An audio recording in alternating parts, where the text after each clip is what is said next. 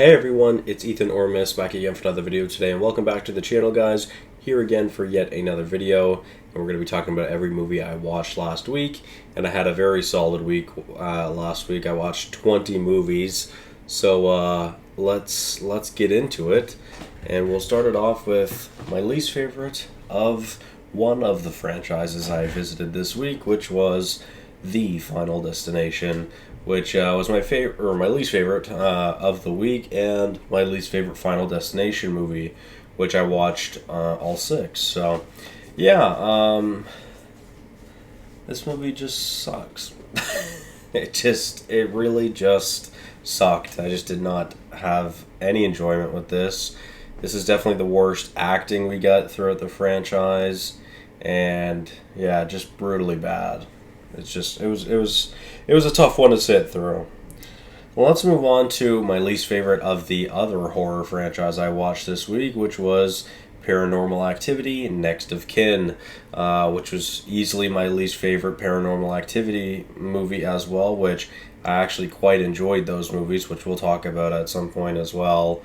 Yeah, I ranked this at 26 out of 100, and yeah, I learned this week that I think the way to scare me is through found footage horror films, because a lot of horror films don't scare me very much, but watching the Paranormal Activities, I was very anxious throughout most of them. I wasn't really feeling it here at all. I didn't feel anxious or scared pretty much at all throughout this movie, which is why it's so low. And I don't know, I feel like more than anything, this movie just, I don't know, just didn't work, I guess. It just, yeah, I don't know. It's a weird way to end the franchise as well. And this one literally really has nothing to do with most of the rest of the franchise, where the rest of the franchise all pretty much connects together anyways. Let's move on to Baby Girl. All I wrote was favorite fearless hero, because I love Puss in Boots: The Last Wish. I love Antonio Banderas, but I did not like this movie. This was a hard movie to sit through. I did not enjoy it at all. Yeah. Let's move on to another theme of the week, which was G.I. Joe. Starting it off with G.I. Joe Retaliation, which I ranked a 39 out of 100. One of my goals this year is to go through John M. Chu's movies, and this was one of them, so I figured I'd watch the first and a second. And I wanted to watch Snake Eyes last week, and I completely forgot about it, but it's also not on streaming services, so maybe I'll watch it this week. Anyways, ranked Retaliation a 39 out of 100, and yeah, I mean, this one was okay. There was definitely some significant flair and sauce throughout the movie, but I just don't think it's nearly as entertaining or as good as the first movie, which we'll talk about soon. Yeah, just didn't love this movie. 39 out of 100. Well, let's move on to Paranormal Activity: The Ghost Dimension. And this one's weird. This one starts to get really weird. Again, not much fear at all, but I really just love how interconnected this franchise is. I never thought this franchise was as interconnected as it was. I honestly just thought it was going to be different paranormal stories, but it is, but it's all really just one big plot, and yeah, I kind of just enjoy that, you know. Yeah, 50 out of 100. Like, this is just a very mid-okay movie, you know. I ranked it a 50 out of 100, so. Let's move on to perhaps a hot take, which is Final Destination: Bloodlines, which I didn't overly love. I've seen, this definitely has, I believe, the highest average out of any of the Final Destination movies on Letterboxd. Although this is a franchise where there's many different favorites, I find. A lot of people have the first one as their favorite, a lot of people have the second one as their favorite, and a lot of people have the fifth one as their favorite, and a lot of people have Bloodline as their favorite, so not so much 3 or 5, or 3 or 4, sorry. Some people do have 3, but I feel like this is a franchise where many of the movies could be someone's favorite, you know. But this one is my second least favorite, so that kind of sucks, you know. I was expecting to enjoy it, but this is the only one I get to see in theaters, and truthfully, this one is just a little bit too wild for me. Some of the kills are a little bit too wild, and I just found myself laughing at them more than anything. And I know a lot of these kills are very unreasonable and unlikely, worst case scenario kills, but they were so much more exaggerated, I found, in Bloodlines, that I literally caught myself laughing at them just because of how stupid I thought they were. So that kind of takes away from my enjoyment, unfortunately. But really, I just wanted to talk about Tony Todd. Rest in peace, Tony Todd. Absolute legend. The face of this franchise, I'd probably say. Yeah, man, rest in peace to Tony Todd. An absolute Flash legend. If you know or if you don't know, he voices Zoom in the Flash TV series. So, yeah, there's actually a lot of Flash connections in this franchise. Also in this movie, the Iris, of course. Patty Spivot is in The Final Destination. Yeah, it's quite interesting. There's quite a few Flash connections, actually. But, yeah, anyways, Bloodlines was a little disappointing, but still nothing too crazy. I really liked my review. I thought it was quite funny. Also, this was my 1400th movie ranked on Letterboxd, which is pretty cool. Let's move on to Final Destination 3. And this one was entertaining. This one was definitely decent as well. Had a decent time with it. Nothing too crazy, nothing too special, but I had a decent time with it. And most of these movies I didn't think were anything special, but were decent. And no different here with Final Destination 3, which I ranked a 60 out of 100. I will say it definitely had the best transition in the franchise, where we go from the twin coffin beds to the the twin tanning beds to the twin coffin beds. Those, oh man, the way that I roared when I seen that, it was really funny. So that was awesome. Let's move on to Paranormal Activity 4, which was an interesting movie. This one is a little weird. This is where it starts to get a little bit weird. Yeah, it starts to get a little bit weird here. I'd say it's a little weird with Katie. The ending is quite weird. Yeah, I don't know. I feel like there's probably some plot holes in this movie as well. Anyways, it just I was still feeling the fear and anxiety at this point in the franchise, but it really fell off in this movie. It's like I really started to notice a difference in this movie, where my fear and anxiety wasn't really as, I don't know, I guess as apparent as some of the first three movies, but obviously I did skip one. We'll talk about that in a moment. Anyways, let's move on to the first Final Destination, which I ranked a 63 out of 100. Not a bad introduction to the franchise. Some pretty crazy kills as well, of course. And truthfully, I had no idea what this franchise was about. I'm not going to lie. I didn't know what it was about, but watching the first one, got a very interesting glimpse into it very quickly. And I've talked to you guys about it before. I don't find horror movies scare me very often. Not a single time, not a single second of any of these 6 movies did I feel any sort of fear or anxiety, especially not compared to Paranormal Activity. So, yeah, I mean, if Final Destination is anxiety-inducing or scary for you, then I get it, but unfortunately it just didn't hit me that way. So, 63 out of 100. Let's move on to Paranormal Activity, the marked ones. And this one definitely isn't, I feel like this one's probably one of the least talked about, but this is number 5, and actually, I think this one was a lot of fun. Our two leads were a lot of fun, and I had a good time with this, and I liked seeing kind of the slow descent into demonism, I guess. And yeah, I mean, overall, I wasn't really feeling much fear or anxiety throughout this movie at all until the very last 10 minutes. The very last 10 minutes took me through the fucking ringer. It was insane. And it was really quite crazy, actually. Yeah, it was that final 10 minutes. It really connected to the other movies. It was really interesting to see how that happened. But yeah, that was quite interesting. 64 out of 100 for the marked ones. Let's move on to Final Destination 5, which, yeah, I mean, what an ending. Yeah, that's a crazy, crazy way to end the movie and the first 5 movies, I guess, of the franchise. This one had a lot of unique kills that were quite diabolical in the best way. Some of these kills will stick with me, and I will never let Mel get LASIK surgery. Yeah, some of these kills were quite insane and quite creative.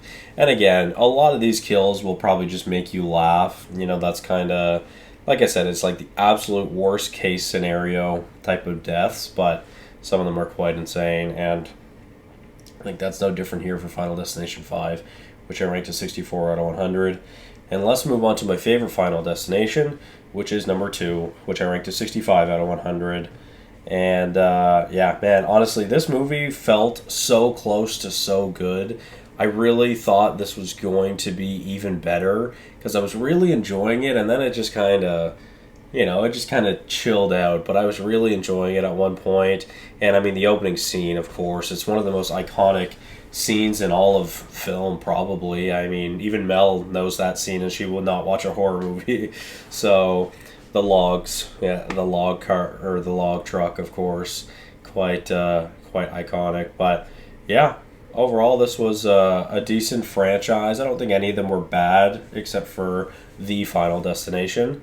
All of them were decent and at least enjoyable. I would revisit 5 out of 6 of them. So 65 out of 100 for Final Destination 2. Overall, I'd rank the franchise a low 3-star as well, I'd say. So let's move on to Paranormal Activity 3. And although this definitely wasn't the scariest of the franchise, this definitely had probably the scariest camera angle. Of course, we have different camera angles of different locations and different rooms in every one of these movies, but specifically the back and forth fan cam, bro, that one, like, we were watching half of the movie through that lens. That movie fucked me up because fuck. There was a couple nights this week after watching the first few paranormals that I felt really, really sketched out, especially because, again, watching that camera go back and forth like that, unreal, absolutely anxiety inducing. Yeah, I struggle with that. That one was fucked up. Anyways, I ranked Paranormal Activity a 69 out of 100.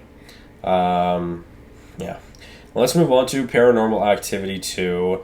Not quite as scary or as intense as the first one, but I definitely enjoyed this one still. 71 out of 100. And man, that poor dog, poor Abby. Yeah, this one was a little bit interesting with a crazy ending as well. Yeah, this one was also really enjoyable watch. And again, I was really feeling the fear and anxiety in the first couple of movies. Like I said, I don't get scared to horror movies at all, especially not just jump scares. But this movie, the found footage, I think is really what gets me. And I really felt that fear when I watched The Visit from M. Night Shyamalan last year as well. The found footage just gets to me. It makes me anxious, and it scares me. So I really want to see a found footage horror film in theaters now, because seeing how much it affected me throughout this franchise, I think it'd be cool to see what that's like in theaters, because I've never seen one in theaters. So anyways, let's move on to The Fog, which I ranked a 72 out of 100. An interesting movie that gets absolutely insane by the end of it. That honestly, this movie probably could have done with an extra 15 to 20 minutes, maybe kind of diving into the lore, the mythology of the Fog. And yeah, I mean, ranked it a 72 out of 100. I want to watch more John Carpenter films, and I don't know why I said it like that, John Carpenter films. And yeah, overall this was a good movie, which I ranked a 72 out of 100, and in my opinion, it's better than Halloween. So yeah, I know that's a hot take, but yeah. Let's move on to G.I. Joe, The Rise of Cobra, which, yeah, this movie is not a great movie, and I know that. This movie's actually just insane, and it's real, like I said, it's really not great. It's not very good, but holy fuck, I'd be lying if I said I wasn't thoroughly entertained in this movie. I wouldn't have said I was really invested, but I was very, very entertained watching this movie. It was very interesting. I loved the action. For every bad part of CGI, there was a decent part of CGI as well. And yeah, it was just a really fun, turn my brain off action movie that I enjoyed way, way, way more than I ever thought it was going to be, or than I thought I was going to. Sorry, and you would have literally never caught me guessing what this movie was about in a million years. This movie was so off the charts wild that I had no idea GI Joe was like that. So yeah, 73 out of 100. Now let's move on to Paranormal Activity, the first one, which was my favorite, and I'm pretty sure that's most people's favorite, which I ranked a 76 out of 100. And man, watching this, I was anxious. I was struggling, and I was anxious. It was hard for me to watch this. Like I said, the found footage just scares me. I think that's the way to scare me. So yeah, that definitely. Yeah, that really scared me. I really struggled watching this movie. It was scary, and it just made me anxious probably the entire hour and a half of the movie. So, yeah, shout out to Paranormal Activity, which was also my 300th movie of the year. Iconic. Let's move on to John Wick Chapter 2. Now, about a month ago, me and my friends started watching the John Wicks together to get ready for Ballerina. We haven't been able to meet up together to watch the second one. Finally did last week. We're hopefully going to watch Parabellum this week. But yeah, ranked John Wick 2 a 79 out of 100. And I actually lowered it quite a lot. It went down from I think I had it at a 91 down to a 79. So it went down quite a bit, which is funny because the first one went up from a 76 to a 90, I think.